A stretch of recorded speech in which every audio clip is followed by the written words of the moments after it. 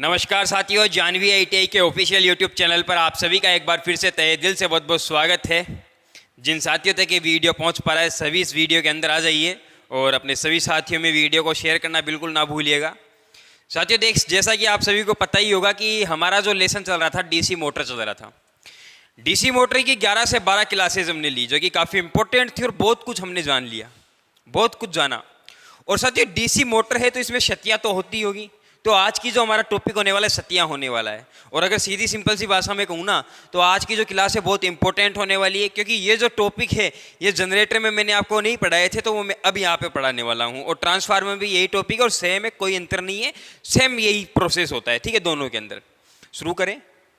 शुरू करते हैं, लेकिन शुरू करने से पहले हमारी एक घिसी पिटी लाइन आप सभी के सामने बोलना चाहते हैं।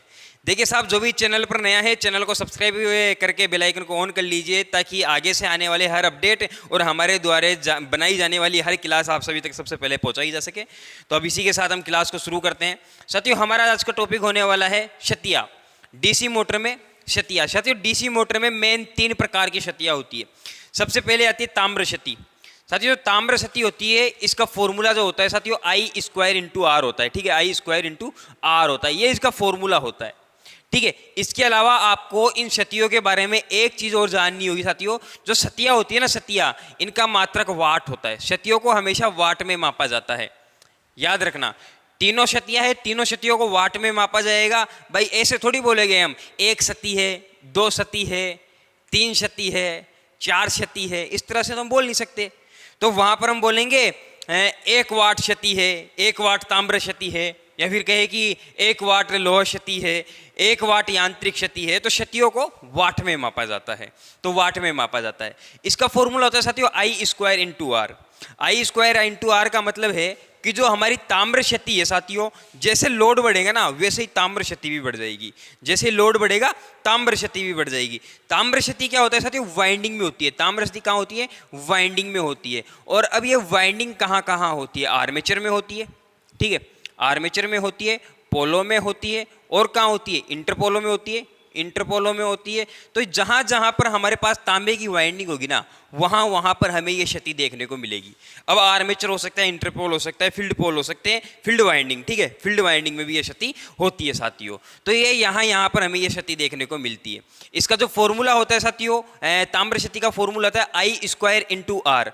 और इस फॉर्मूले के हिसाब से जब हमारे पास I² का मान बढ़ेगा, मतलब करंट का मान बढ़ेगा, तब हमारे पास ताम्र क्षति का मान भी बढ़ेगा। बात समझ में आ गई होगी। मतलब जैसे ही हमारी मोटर पर लोड बढ़ेगा, ठीक है, मोटर पर लोड बढ़ेगा, तो साथियों मोटर पर क्या बढ़ चुका है? लोड बढ़ चुका है। लोड हमने बढ़ा दिया, तो लोड बढ़ने पर क्या बढ़ेगा? करंट बढ़ेगा। ध्यान रखना, जैसे ही लोड बढ़ेगा करंट बढ़ जाएगा। ठीक है, I बढ़ जाएगा। और जैसे ही I बढ़ेगा ना साथियों, वैसे ही कौन सी क्षति बढ़ेगी? ताम्र क्षति। और ताम्र क्षति को हम क्या कह सकते हैं? I² इंटू आर कह सकते हैं। तो I² इंटू आर बढ़ेगा, तो ताम्र क्षति भी हमारी इस प्रकार से बढ़ जाएगी। मतलब ताम्र क्षति जो है ना ये परिवर्तनीय क्षति है साथियों, लोड के साथ ये घटती हुई और बढ़ती हुई रहती है। अब ये ताम्र क्षति के अंदर होता क्या है साथियों? जब हमारी मोटर चलती है और लोड बढ़ता है तब वाइंडिंग गर्म होती है, तो वाइंडिंग अत्यधिक गर्म हो जाती है, इसे हम ताम्र क्षति कहते हैं। अब इसी के बाद जो दूसरा आता है साथियों लोह क्षति। लोह क्षति मेनली 2 प्रकार की होती है। पहली होती है कौन सी? हिस्टेरिसिस क्षति। ठीक है, हिस्टेरिसिस क्षति, हिस्टेरिसिस क्षति। ठीक है साथियों, हिस्टेरिसिस क्षति के अंदर क्या होता है? आपने काफी बार सुना होगा कि हिस्टेरिसिस क्षति को कम करने के लिए हम जो हमारे पास पोल होते हैं या फिर आर्मेचर की जो सिलिकॉन स्टील की पत्तियां होती है, इनके अंदर हम 2 से 4% तक क्या मिला देते हैं? 2 से 4% तक सिलिकॉन की मात्रा मिलाते हैं, सिलिकॉन की मात्रा मिलाते हैं। साथियों इसके अंदर होता क्या है कि अनावश्यक धारा की खपत होती है। क्या होती है? अनावश्यक। ठीक है, अनावश्यक धारा की खपत होती है। अब ये अनावश्यक धारा की खपत होती कैसे है हम ये जानते हैं। पोल है हमारे पास, पोलों के अंदर साथियों जैसे ही करंट फ्लो करवाई जाती है, ये मेरे पास एक पोल है, ठीक है, और ये पोल सी हो गया, इसके ऊपर मैंने वाइंडिंग कर रखी है और मैं यहाँ से मान लीजिए कि डीसी फ्लो करवा देता हूँ। अब यहाँ पर ये वाइंडिंग है, वाइंडिंग किस पर है? पोल पर है। और पोल किसका है साथियों? नरम लोहे का है। ठीक है, किसका है? नर्म लोहे का है। अब जो लोहा है क्या है? चुंबकीय पदार्थ। क्या है साथियों? चुंबकीय पदार्थ है। अब ये अगर चुंबकीय पदार्थ है और मैंने इस चुंबकीय पदार्थ को, इस लोहे को साथियों एक प्रबल मैग्नेटिक फील्ड में रख रखा है। भाई यहाँ पर ये जो डीसी है, डीसी क्या बनाएगी? मैग्नेटिक फील्ड बनाएगी, करंट जाएगा। अब करंट के अंदर कौन है? मैग्नेटिक फील्ड के बीच में कौन है? एक लोहे का टुकड़ा है। तो ये लोहा जो है ये मैग्नेटिक फील्ड बन जाएगा, ये मैग्नेटिक फील्ड बन जाएगा। चलो ठीक है सर, मैग्नेटिक फील्ड बन गया। इससे अनावश्यक धारा की खपत कहाँ हुई? इससे अनावश्यक धारा की खपत ऐसे हुई भैया कि ये हमारे पास एसी की वेव होती है, ये हमारे पास एसी की वेव होती है। तो इस एसी की वेव क्या करेगी? इतनी जो वेव है ये तो क्या कर देगी? इसको चुंबकित कर देगी, और बाद में जैसे ही वेव माइनस में जाएगी ये वापस विचुंबकित हो जाता है। तो क्या होता है साथियों? पोल बार बार में चुंबकित और विचुंबकित होता है ना। तो इससे क्या होती है भाई, जब हमें चुंबकित करना ही है तो सर हम इसे अलग से धारा दे करके हम इसे विचुंबकित से वापस चुंबकित क्यों कर रहे हैं? भाई एक बार चुंबकित हो गया सर, समझ में आ गया।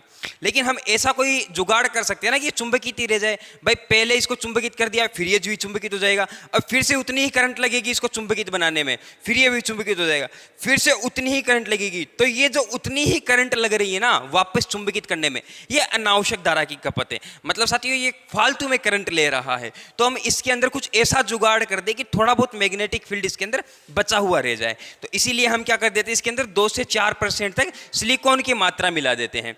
और साथियों सिलिकॉन एक ऐसा पदार्थ है, जिस पदार्थ में सिलिकॉन मिला दिया जाए वो अपने अंदर थोड़ा सा मैग्नेटिक का गुण है, जो चुंबकत्व का गुण है अपने अंदर धारण कर लेता है।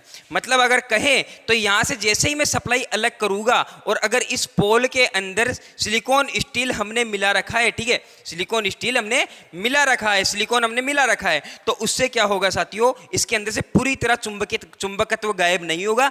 ये पोल थोड़ा बहुत अपने अंदर चुंबकत्व रख लेगा, ठीक है, थोड़ी बहुत मैग्नेटिक फील्ड अपने अंदर रख लेगा। इस प्रकार से आप इसको समझ सकते हैं। तो ये होती है आपकी हिस्टेरिसिस यानी। हिस्टेरिसिस यानी में क्या होता है साथियों? जो बार बार पोल चुंबकित और विचुंबकित होता है उसके कारण क्या होता है? हमारी अनावश्यक धारा की खपत होती है। इसी धारा को रोकने के लिए, इसी धारा की खपत को रोकने के लिए हम इसके अंदर 2 से 4% तक क्या कर देते हैं? इसकी मात्रा मिला देते हैं, सिलिकॉन की मात्रा मिला देते हैं। इससे क्या होता है कि अनावश्यक धारा की खपत नहीं होती, और सिलिकॉन की मात्रा मिलाकर के ही हम हिस्टेरिसिस यानी को कम करते हैं। तो हिस्टेरिसिस हानि समझ में आ गई होगी। हिस्टेरिसिस हानि कहाँ होती है साथियों? हिस्टेरिसिस हानि होती है आपके आर्मेचर की जो लेमिनेटेड कोर होती है उसमें होती है, आपके पोलो की लेमिनेटेड कोर में होती है। जहाँ जहाँ पर लेमिनेटेड कोर होती है ना वहाँ वहाँ पर ये हिस्टेरिसिस हानि होती है। तो ये किसका पार्ट था? लोहा हानि का पार्ट था। अब जहाँ जहाँ पर साथियों पोल पाया जाता है, वो जहाँ जहाँ पर लोहा पाया जाएगा वहाँ वहाँ पर ये क्षति होगी। लेकिन साथियों लोहा क्षतियों के 2 भाग हैं, और दूसरा होता है एडी धारा क्षति। क्या होता है? एडी धारा क्षति, ठीक है, ये एडी धारा क्षति। 2 क्षतियां होती है, एक हमने पढ़ ली। अब ये क्षति भी जो है ना ये भी कहाँ होती है? ये भी कोर में ही होती है। कहाँ होती है? कोर में ही होती है। ये लेमिनेटेड कोर में होती है। अब लेमिनेटेड कोर कहाँ होती है? आर्मेचर में भी होती है, फील्ड पोलो में भी होती है। तो दोनों जगह ये क्षति पाई जाती है, ठीक है। अब इस क्षति में क्या होता है? मान लीजिए साथियों कि मैंने लेमिनेटेड कोर में ना बना करके डायरेक्ट एक लोहे का टुकड़ा काम में ले लिया, ठीक है। भाई अपने जो कोर बनाते हैं कैसे बनाते हैं? लेमिनेटेड करके, लेमिनेशन करके बनाते हैं। मैंने उनको लेमिनेशन नहीं किया, मैंने डायरेक्ट क्या कर लिया, एक लोहे का टुकड़ा ले लिया और यहाँ पर ये लोहे का टुकड़ा लेकर के इस पर मैंने वाइंडिंग कर दी। ये पूरा लोहे का टुकड़ा है, मैंने इसको लेमिनेटेड करके नहीं बनाया। अब यहाँ पर क्या होगा साथियों? यहाँ पर मैं जैसे ही इसके अंदर डीसी फ्लो करवाता हूँ, तो डीसी जैसे ही फ्लो करवाता हूँ तो ये जो आपकी कॉइल है ये अपने चारों ओर मैग्नेटिक फील्ड जनरेट कर लेगी। और मैग्नेटिक फील्ड के बीच में क्या रखा हुआ है साथियों? एक पोल रखा हुआ है, ठीक है, एक लोहे का टुकड़ा रखा हुआ है। तो इस लोहे के टुकड़े में, इस पोल में भी क्या हो जाएगा? मैग्नेटिक फील्ड जनरेट होगा। अब साथियों इस पोल में अगर मैग्नेटिक फील्ड जनरेट हो चुका है तो मैग्नेटिक फील्ड होने का मतलब है कि यहाँ पर इस पोल के अंदर ईएमएफ भी जनरेट हो चुका है, जिसे हम वोल्ट कह सकते हैं। भाई वोल्टेज भी इसके अंदर जनरेट हो गया।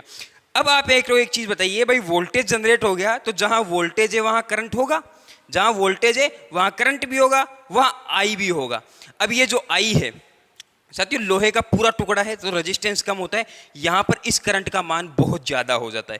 तो इस लोहे के टुकड़े में करंट की मात्रा बहुत ज़्यादा हो जाती है। और ये जो करंट होती है किस प्रकार की होती है साथियों? एक भंवर के प्रकार की होती है, इसलिए हमें भंवर धारा हानि भी कहते हैं। ये भंवरा जो है आपने अपने के सिर में देखा होगा, जो कि यहाँ पर होता है, इस प्रकार से भंवरा होता है, ये इसके पाती होता है। मतलब यहाँ पर मान लीजिए कि ये पोल है ना, तो इसके अंदर इस प्रकार से ये एडी धारा क्षति होती है। अब इसको कोई रास्ता नहीं मिल पाता, इस करंट को बाहर निकलने का कोई रास्ता नहीं मिल पाता।